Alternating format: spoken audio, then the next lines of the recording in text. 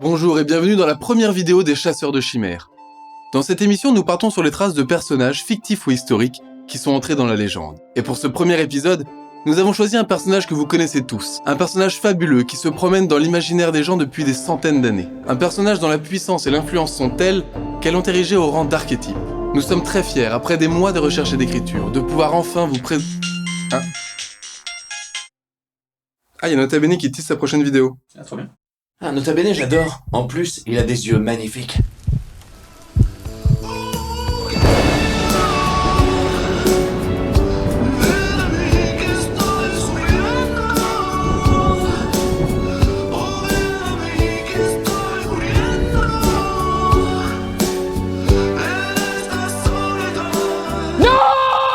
Bon ben voilà, on va juste vous faire une autre vidéo sur Merlin.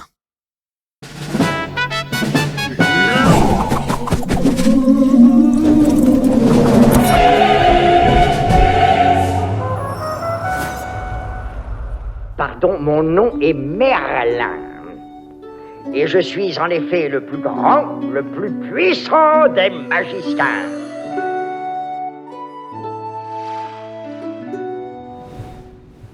Merlin est le plus connu et le plus puissant des enchanteurs. Ses pouvoirs sont tels qu'il peut se transformer en cerf, invoquer le dragon, faire des Endless Worlds ou prendre les traits de Gérard Jugnot. Tout comme Gandalf, Obi-Wan ou Dumbledore, c'est un vieux sage bienveillant, un mentor au pouvoir mystérieux. Mais s'il a fallu attendre le XXe siècle pour qu'ils apparaissent dans notre imaginaire, Merlin, lui, y voyage depuis plus d'un millénaire. La légende de Merlin nous touche et nous transporte. Elle nous confronte à notre rapport au merveilleux. L'histoire de son écriture est quant à elle un précieux témoignage historique. Elle nous dépeint ces sociétés, leurs idées, qui cohabitent, s'opposent et parfois luttent entre elles.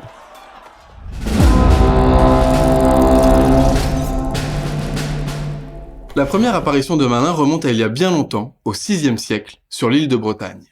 Remonterai. À cette époque, l'île de Bretagne est habitée par de nombreux peuples. Des Pictes, des Bretons, des Scots, Et les Irlandais. T'as oublié les Irlandais. les Irlandais, qui vivent en petits royaumes et passent leur temps à se faire la guerre. C'est dans l'un d'eux, le royaume d'Arthderid, que selon la tradition galloise, aurait vécu Myrddin, un noble et un barde. Il aurait été un conseiller influent du seigneur Gwendoleu, et il aurait eu une sœur jumelle. En 573, selon les annales de Cambrie, une bataille a lieu entre Gwendoleu et le roi Ryderkel de Strathclyde, et Myrddin y participe aux côtés de Gwendoleu. C'est une défaite catastrophique. Gwendoleu meurt et Myrddin devient fou. Il s'exile dans la forêt de Célidon en Calédonie. Pendant plusieurs années, il vit en ermite, dans les bois, avec pour seul compagnon des animaux et des arbres. Il déprime, il ressasse la bataille. Et comme il le dit dans Aphalen, un des 7 poèmes qu'il a composés, « La mort les emporte à tous. Pourquoi ne m'accueille-t-elle pas? Depuis Gwendoleu, aucun seigneur ne me respecte, aucun divertissement ne me réjouit, aucune amante ne veut de moi. À la bataille d'Arthderid, mes apparats étaient d'or, et aujourd'hui, je ne suis précieux à aucune femme. Aucune femme. Et c'est ici, au cœur des bois de Célidon, que commence la légende de celui qui deviendra le plus grand des enchanteurs. Myrddin, dans la solitude de son désespoir, y trouve le don de prophétie. Ces poèmes prophétisent des batailles à venir, et Myrddin cherche dès lors à guider les peuples gallois dans leur combat contre les Saxons, qui depuis 100 ans migrent sur l'île de Bretagne. Voilà ce qu'on sait de Myrddin. Ces poèmes, les anciens les auraient transmis aux enfants. Les bardes les auraient chantés au banquet des seigneurs. Et pendant plus de 400 ans, avant d'être mise par écrit, la légende du prophète fou se construit, s'enrichit et imprègne durablement le folklore gallois et breton. Si bien qu'au XIIe siècle, quand les lettrés tentent de retracer l'histoire des rois de Bretagne, ils réutilisent ce personnage de légende dans leur histoire.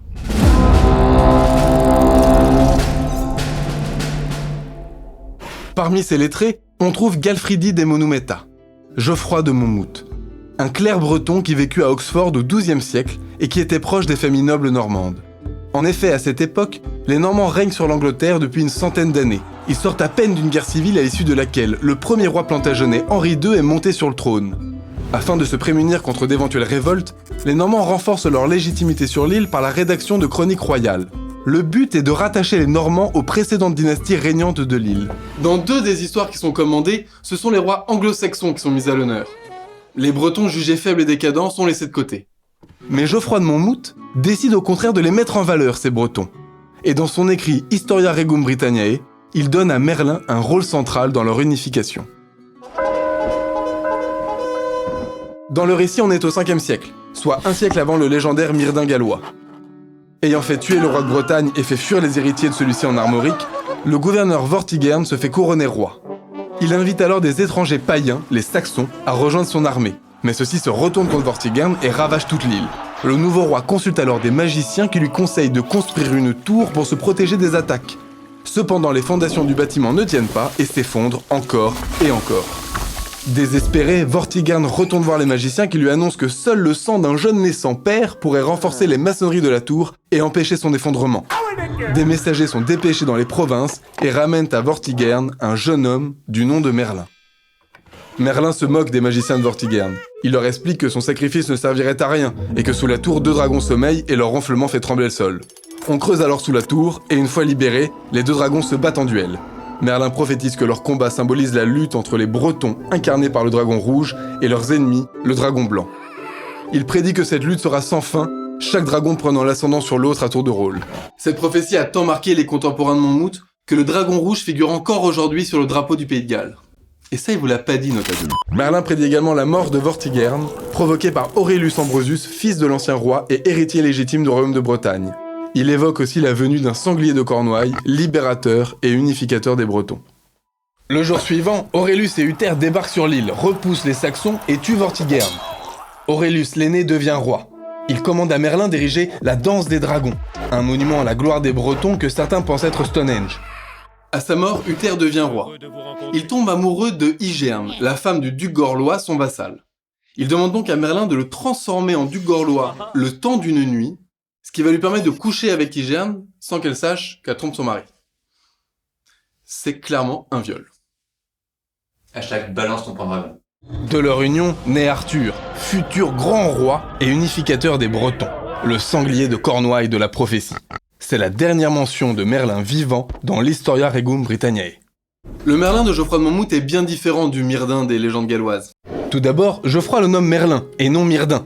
Peut-être à cause de la ressemblance avec le mot merde. De la merde. Ensuite, il n'est plus un noble barde devenu fou des bois, mais un jeune breton de père inconnu qui devient conseiller des rois. Geoffroy de Monmouth ajoute plus loin que son père serait un incube, mi-homme, mi-ange.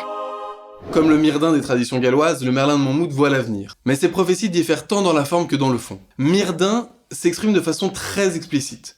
Il prédit la fortune des uns, la défaite des autres, et quelques batailles très localisées. Le Merlin de Monmouth, quant à lui, s'exprime de façon très imagée. Il évoque le ver germain, le loup des mers accompagné des bois d'Afrique, le sanglier de Cornouailles, le renard de Kerdubal, ou encore la couleuvre de Lincoln. Ces prophéties sont si longues et compliquées qu'elles constituent un livre à part dans l'Historia Regum Britanniae de Monmouth. Enfin, au-delà de son aspect prophétique, Merlin est également expert en armes mécaniques. Son ingénieuse méthode pour ramener les pierres d'Irlande et les lever en cercle surprend et éblouit tout le monde. Encore aujourd'hui, personne n'explique comment Stonehenge a été érigé. Anachronique pour le 5e siècle, son ingénierie témoigne du progrès technique qui se développe durant la période de Monmouth, que certains historiens ont appelé la Renaissance du XIIe siècle. Geoffroy de Monmouth est tant attaché à Merlin qu'il écrit quelques années plus tard la Vita Merlini.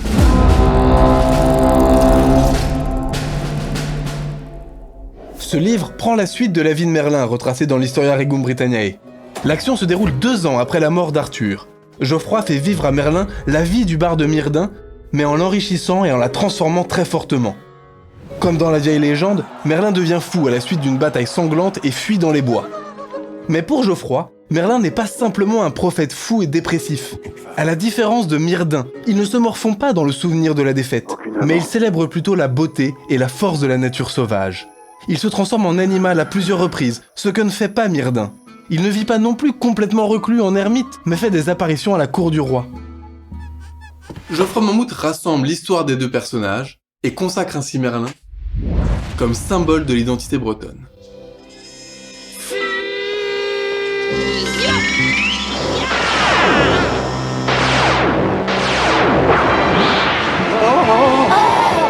Je vois pas mes yeux. Ils ont réussi. Mais dans tout ça, qu'en est-il de la quête du Graal, d'Excalibur et des Chevaliers de la Table Ronde ? Ces amuse-bouches m'ont mis en appétit. C'est quelques dizaines d'années plus tard que toute cette histoire va prendre forme, sous la plume d'un clerc, Robert de Boron. Enfin, Claire, c'est pas si sûr. C'est pas clair. Et c'est ici que se termine notre premier épisode sur Merlin. Dans les prochaines vidéos, nous continuerons à raconter l'histoire de sa légende, des romans de la table ronde, jusqu'au Camelot d'Alexandre Astier. Si vous avez aimé la vidéo, n'hésitez pas à vous abonner, à commenter, ça nous fait toujours très plaisir d'avoir vos avis, à partager la vidéo autour de vous. D'ici là, portez-vous bien, et comme le disent les Bretons, adieu vat.